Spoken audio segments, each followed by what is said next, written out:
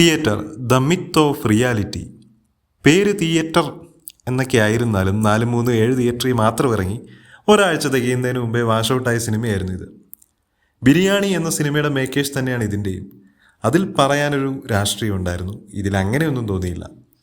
സ്ത്രീകളെ അങ്ങനെ കാണിക്കാവുള്ളൂ, ഇങ്ങനെ കാണിക്കാവുള്ളൂ എന്നൊക്കെ നിർബന്ധം പിടിക്കുന്ന ടീംസിലെ ആളായ റീമ കല്ലിങ്ങിലാണ് കേന്ദ്ര കഥാപാത്രം. അത് തന്നെയാണ് വാഷ് ഔട്ടായതിൻ്റെ പ്രധാന കാരണമെന്നും തോന്നുന്നു. ഒരിക്കലും ഒരു എൻ്റർടൈനർ അല്ല. റീമ തെങ്ങിൽ കയറുന്നു, തേങ്ങ വെട്ടുന്നു.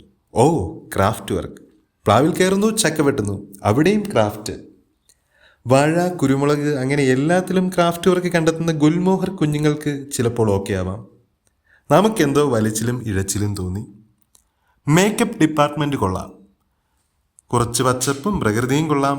റീമയുടെ പെർഫോമൻസും കൊള്ളാം. ഏതെങ്കിലും അവാർഡ്സിനൊക്കെ അയക്കാമായിരിക്കും. കഥയും പരിസരവും ആവശ്യപ്പെടുന്നില്ലെങ്കിലും ന്യൂഡിറ്റി സീൻസ് കുത്തിക്കയറ്റിയിട്ടുണ്ട്.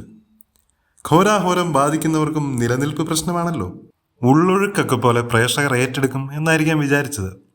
റിയൽ സ്റ്റോറിയിൽ നിന്നും ഇൻസ്പയർഡായി എഴുതിയതാണെന്ന് പറയുന്നു. അങ്ങനെയാണെങ്കിൽ ആ വ്യക്തിയെ അപമാനിച്ചു വിട്ട പോലെ ഫീൽ ചെയ്തു.